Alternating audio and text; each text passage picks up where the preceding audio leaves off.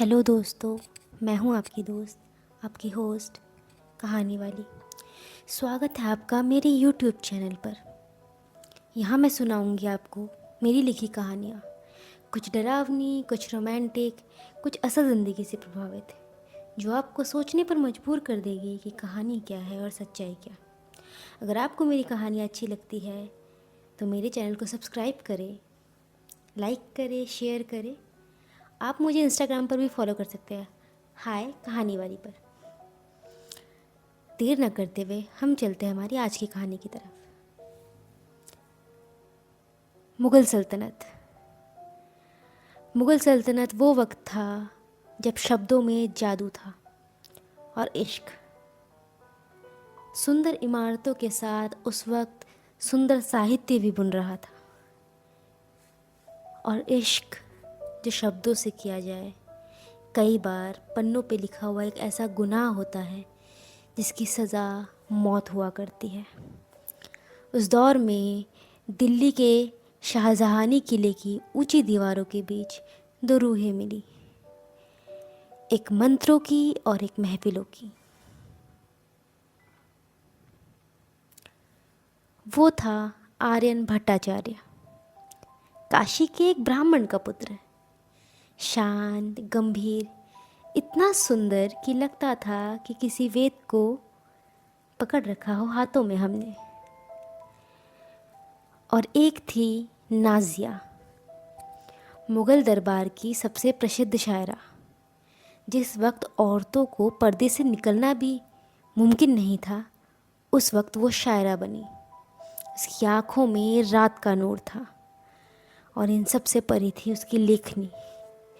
जिस तरीके से वो कहानी लिखा करती थी और शेर गज़ल लिखा करती थी, इबादत से कम उसे कहा नहीं जा सकता।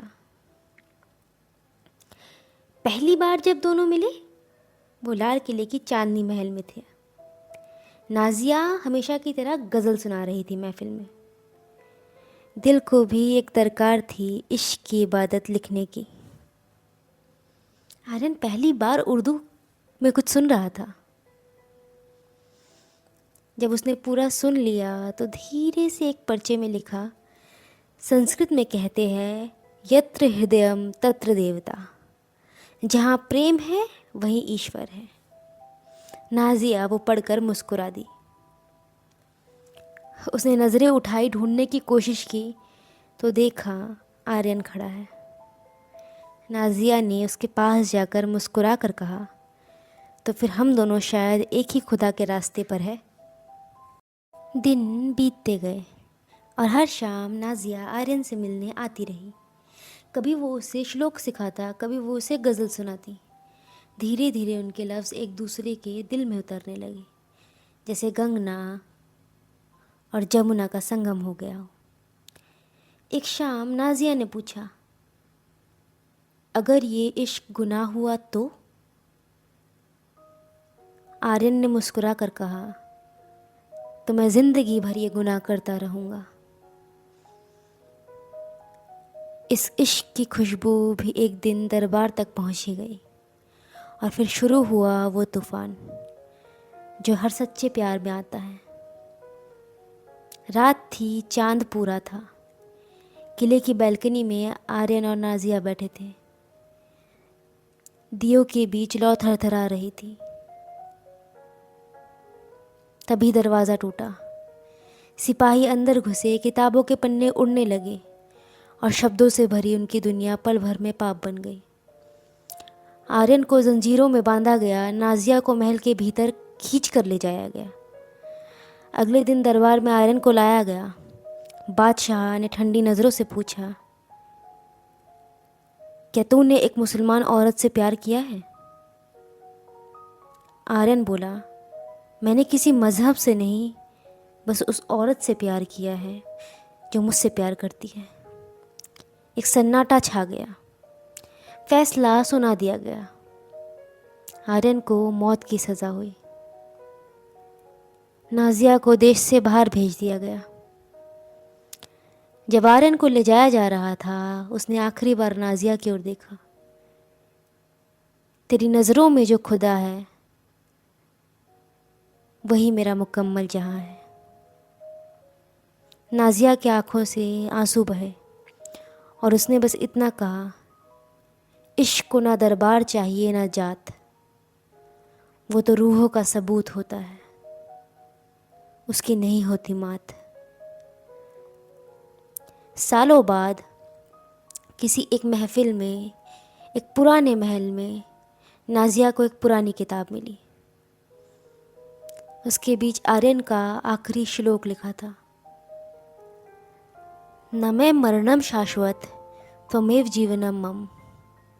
मेरे लिए मृत्यु नहीं है क्योंकि तुम ही मेरा जीवन हो। नाजिया मुस्कुराई, किताब को सीने से लगाया और बोली, अब मैं तेरे शब्दों में रहूंगी और तू मेरी सांसों में। सुबह वो किताब कहीं पड़ी थी, नाजिया की सांसें थम चुकी थी।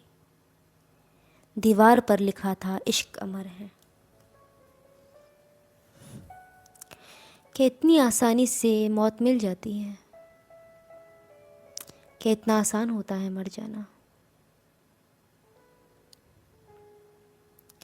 इस सब के बीच एक आर्यन था जो कितना कुछ लिख सकता था हम नहीं जानते, जिसे प्यार हुआ उस नाजिया से जो सिर्फ शायरा नहीं थी, प्रेमिका थी।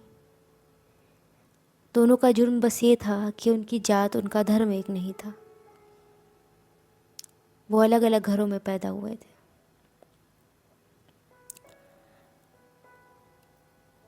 आर्यन हमेशा से काशी में रहता था। उसे दिल्ली बुलाया गया था संस्कृत स्मरण के लिए, ताकि वेदों के रहस्य राज खोज कर निकाले जा सके।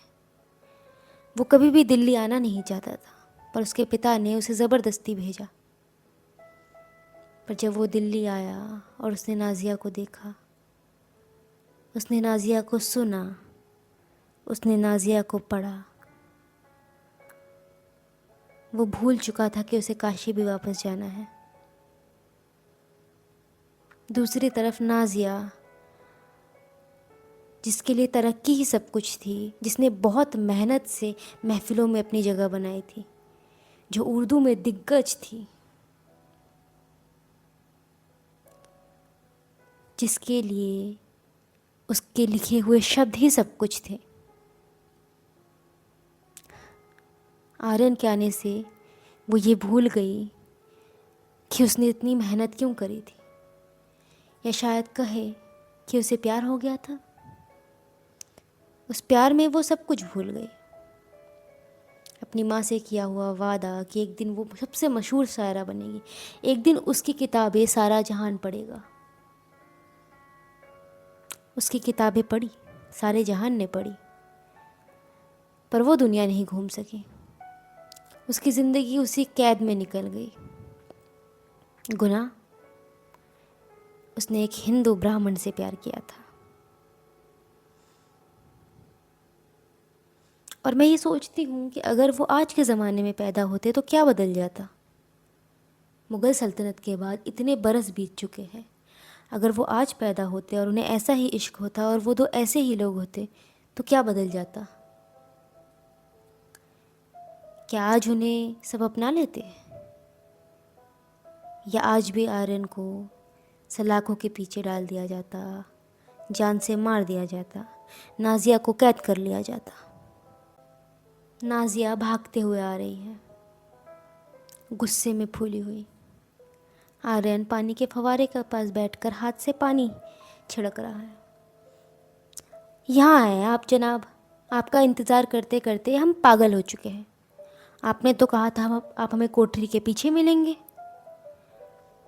कहा तो था, पर आपके अब्बू ने हमें बुला लिया तो हम वहाँ फंस गए। 3 घंटे इंतज़ार किया हमने आपका, माफ़ कर दीजिए। अच्छा देखिए हम आपके लिए क्या लाए हैं। आर्यन नाजिया के लिए चूड़ियाँ लाया था,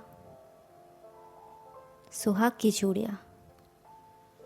उसने नाजिया को बड़े प्यार से वो चूड़ियाँ पहनाई और नाजिया उन्हें खनकाते हुए नाच नाच कर वहाँ से जाने लगी कहने लगी, आज बस इतनी ही मुलाकात, आपकी सज़ा है ये, आपने हमें इंतज़ार कराया है।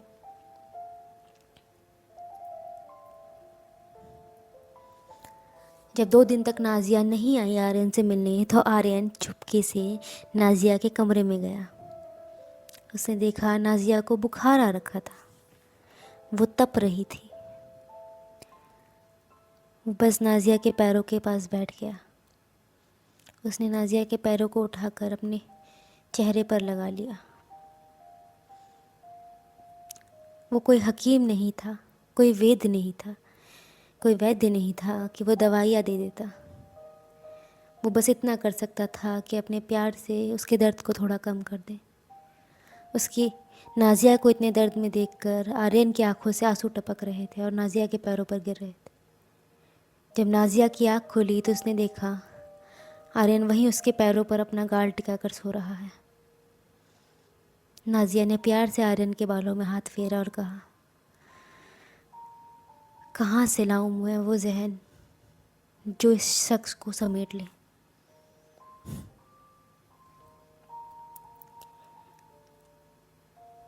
एक रात नाजिया खिड़की पर बैठे आर्यन का इंतज़ार कर रही थी। आर्यन उसके कमरे में आता है। बारिश हो रही होती है बाहर। जब वो उसके कमरे में आता है, उसके बालों से पानी टपक रहा होता है। कमरे में चारों तरफ मोमबत्तियाँ ही मोमबत्तियाँ जल रही थी। तेज़ हवा के कारण एक एक मोमबत्ती बुझती गई और हर मोमबत्ती के बुझने के साथ दोनों करीब आते गए। जब आर्यन ने पहली बार नाजिया को छुआ तो आर्यन ने पूछा, ये गुनाह तो नहीं? नाजिया ने पलटकर आर्यन को गले से लगा लिया। कहा, क्या तुम्हें ये गुनाह महसूस होता है? उस रात दोनों इस तरह करीब आए, दोनों एक दूसरे को इस तरीके से मोहब्बत किया कि सारा मौसम, सारा आसमान उनका गवाह बन गया। और इसके बाद अक्सर वो दोनों मिलते रहते। अक्सर वो दोनों नाजिया के कमरे में घंटों लिखते रहते। कभी पन्नों पर इश्क करते, कभी दीवारों पर। नाजिया का कमरा उनके इश्क का गवाह बन गया। धीरे धीरे वो दोनों हर जगह दिखने लगे। कभी महफिलों में आर्यन सबसे आगे खड़े होकर ज़ोर ज़ोर से तालियां बजा रहा होता।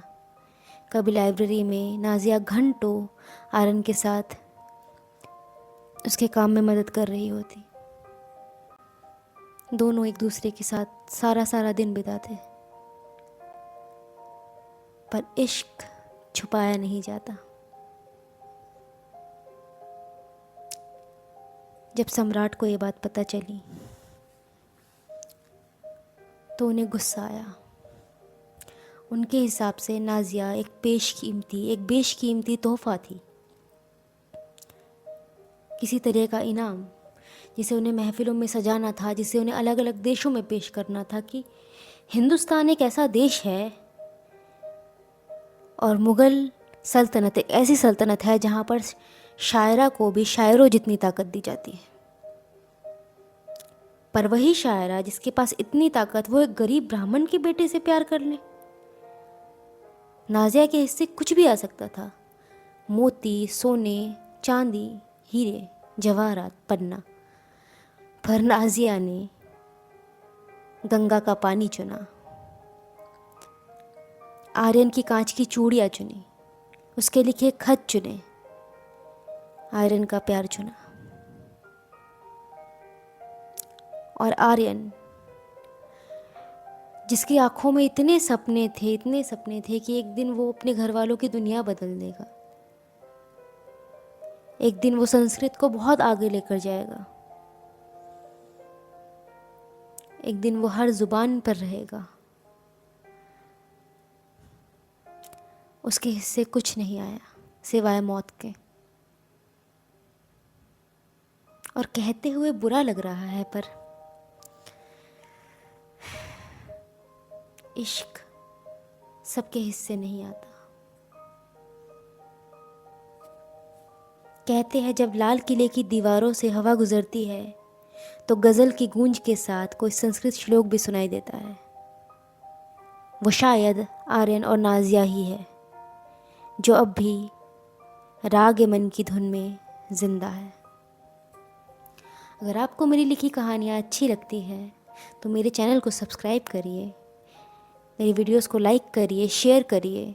आप मुझे इंस्टाग्राम पर भी फॉलो कर सकते हैं @हाय कहानी वाली पर। मैं आपसे मिलती हूँ अगली कहानी के साथ। तब तक अपना ध्यान रखिएगा।